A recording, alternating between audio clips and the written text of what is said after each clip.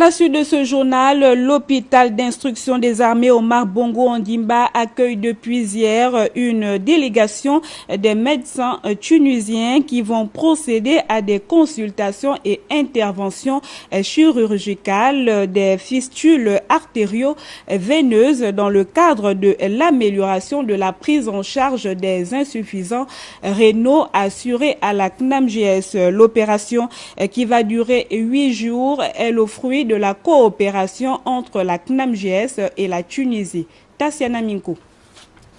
L'opération a pour objectif de réduire les coûts d'évacuation sanitaire des insuffisants rénaux assurés à la CNAMJS. Avec le peu de moyens qu'a la CNAMJS, nous essayons de nous occuper du maximum de malades possible. Et donc en faisant venir l'équipe tunisienne, forcément vous voyez bien que ce qu'on paye c'est l'acte, mais on ne paiera pas le billet d'avion, on ne paiera pas le séjour.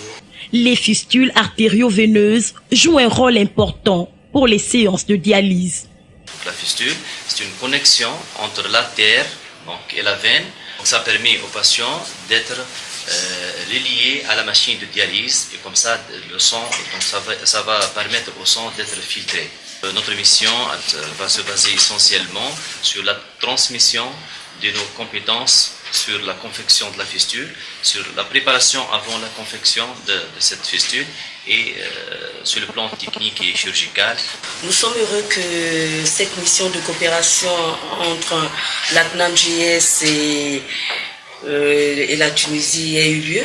Effectivement, au Gabon, le plateau technique en matière de chirurgien vasculaire était insuffisant, donc à chaque fois il fallait évacuer les patients.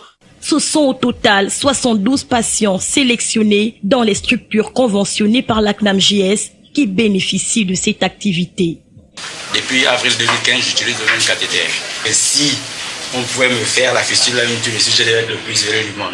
L'opération qui démarre va s'étendre jusqu'au 29 du mois en cours, de 9h à 18h à l'hôpital d'instruction des armées Omar Bongo Ondimba. Elle débouchera sur des interventions chirurgicales à partir du lundi 25 janvier 2016.